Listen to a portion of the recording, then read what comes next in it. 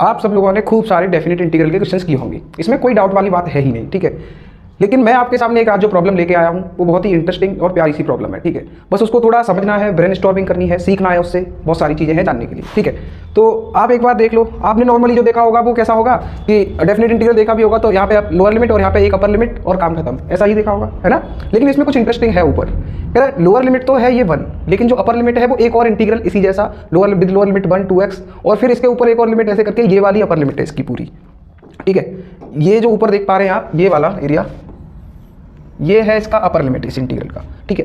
तो आप थोड़ा सोचो, वीडियो पॉज करो, ऑब्जर्व करो, देखो कि आप क्या कर सकते हो। मैं आपको हिंट दे सकता हूं कि आपने इस टाइप के कुछ क्वेश्चंस किए होंगे वो डिफरेंशिएशन में, डेरिवेटिव में, x plus under root of x plus ऐसे करके इन्फाइनाइट तक, है ना। ये वाले जिस कॉन्सेप्ट के साथ हम करते थे उसी कॉन्सेप्ट को इसमें फॉलो करेंगे। तो आप एक बार पॉज करके वीडियो करके देखो, आपसे बनता है तो ठीक है, और अगर कर लिया है आपने तो आप मेरे सोल्यूशन से जो मैं कराने वाला हूँ उससे मैच करके देखना, नहीं बनता है तो आप बिल्कुल सीख सकते हैं, ठीक है। तो आई होप आपने ये करके देखा होगा। देखो दोस्तों, मैं क्या कर सकता हूँ, नॉर्मली ऐसी प्रॉब्लम्स मुझे देखने को नहीं मिलती है ना, लेकिन मुझे मिल गई है तो चलो करके देखते हैं, ठीक है। लेट से मैं इसको आई के इक्वल बोल देता हूँ कि ये हमारा है वो इंटीग्रल आई के इक्वल है ये पूरा, ठीक है। अगर मैं आपको एक कहानी सुनाऊँ छोटी सी तो आप बिल्कुल उससे थोड़ा एनालॉजी ड्रॉ करके इसको सीख सकते हैं, ठीक है। जैसे मान लो ये अपना प्यारा भारत है, ऐसे मान लो, ठीक है। यहाँ पे अरेबियन सी पड़ता है, अरब सागर जिसको बोलते हैं, यहाँ पे बे ऑफ बंगाल की खाड़ी पड़ती है, ठीक है। मान लो यहाँ पे कोई इंसान है, गोवा में यहाँ रहता है, ठीक है। ये यहाँ गया और यहाँ से एक बाल्टी, इस अरेबियन सी से एक बाल्टी पानी भर के लाया, तो क्या अब इस पर कोई फर्क पड़ेगा अरेबियन सी पे कि इसका एक बाल्टी पानी चला गया, ऐसा कोई फर्क नहीं पड़ेगा। या फिर मान लो यहाँ कोई रहता है, इसने एक बाल्टी पानी अपने घर से उठाया और अरेबियन सी में डाल दिया, तो अरेबियन सी खुश हो जाएगा एकदम, क्या ये मुझे तो एक बाल्टी पानी मिल गया। तो इसका मतलब आप सोच पा रहे होंगे कि नहीं कैसी बात कर रहे हो आप, इस पर कोई फर्क नहीं पड़ेगा इन दोनों चीज़ों से, ठीक है ना। बिल्कुल वैसे ही जैसे मान लो कि आपकी पॉकेट है, उसमें कुछ मनी रखा हुआ था, कुछ रुपए थे मान लो, ठीक है। अब आपको याद ही नहीं है वो कितने थे, लेकिन मान लो वो 10,000 थे, ठीक है। क्योंकि आपको याद नहीं है, लेकिन इसमें से 2,000 रुपये मान लो किसी ने निकाल लिए, तो अब 8,000 बचे। लेकिन क्योंकि आपको पता ही नहीं था कि ये 8,000 थे या 10,000 थे, तो आपके लिए तो जब आपको देखने को मिला 8,000 तो आप तो यही यूज करोगे, यही आपको तो लगेगा कि 8,000 ही थे, क्यों? क्योंकि आपको पता ही नहीं था, तो आप पे कोई फर्क नहीं पड़ेगा, ठीक है। बिल्कुल ये बातें हम क्यों कर रहे हैं, ये बातें हैं जो हमें इस क्वेश्चन को सॉल्व करने में हमारी हेल्प करेंगी।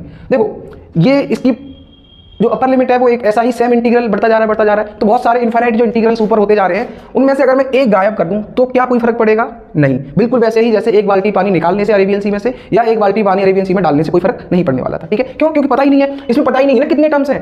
जब पता ही नहीं कितने टर्म्स है, उसमें से एक टर्म लिया या उसको दे दिया एक और टर्म, तो पता ही नहीं है, तो फिर कैसे? अगर फाइनाइट होता, पता होता तो मुझे पता होता कि 10 था तो 11 हो गया, या 11 था एक निकाल लिया तो 10 हो गया, ठीक है। लेकिन मुझे पता ही नहीं है कितना है, तो मुझे नहीं पता, ठीक है। तो फिर वो कोई फर्क नहीं पड़ेगा उस चीज पे। तो मैं क्या ऊपर वाले में सेम चीज जो ऊपर लिखी उसको आई लिख सकता हूँ, ऐसे बिल्कुल लिख सकता हूँ, देखो है ना, आई लिख सकता हूँ। मतलब एक टर्म को गायब कर दूंगा तब देखो, अभी ये ऐसा दिख रहा है कि 1 2 ऐसे 1 2 अपर लिमिट ये और 2x dx, अगर मैं यहाँ पे हाथ रख के ऐसे बंद कर दूं इसको तब भी तो वैसा ही दिखेगा, है ना, बिल्कुल।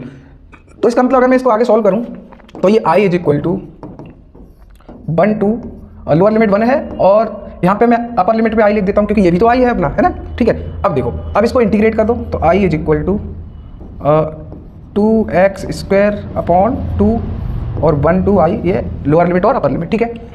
आप देख पा रहे होंगे कितनी सारी इंटरेस्टिंग चीजें इसमें छुपी हुई थी कि आपने जो ऐसा ही आप डेफिनेट वो डिफरेंशिएशन में करते थे, जब इनफाइनाइट टर्म्स वाला आता था डेरिवेटिव, तो यही करते थे आप, एक टर्म को गायब करते थे मान लो या उसको छुपा लेते थे, बाकी टर्म्स को ही वही टर्म दे देते थे जो इसका इक्वल होता था, ठीक है।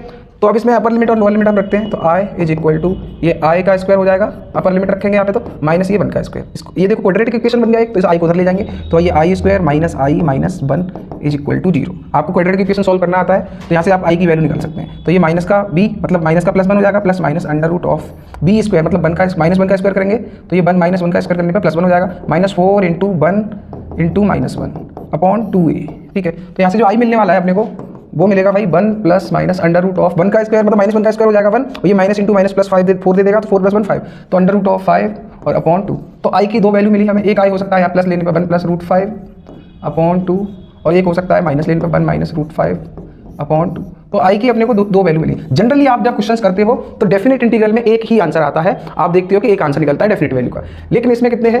2 आंसर निकले हैं। इसका मतलब ये वाला आंसर भी इसको सेटिस्फाई करेगा और ये वाला आंसर भी इसको सेटिस्फाई करेगा। तो ये थी आज के इस क्वेश्चन की इंटरेस्टिंग कहानी। आप मेरे साथ जुड़े रहिए, मैं आपके लिए और ऐसे ही सारे इंटरेस्टिंग क्वेश्चन लाता रहूंगा जो आपको मैथ्स को इंटरेस्टिंग बनाने में और आपका उसमें इंटरेस्ट डेवलप करने में, बिल्ड करने में आपकी हेल्प करेंगे। Thank you so much.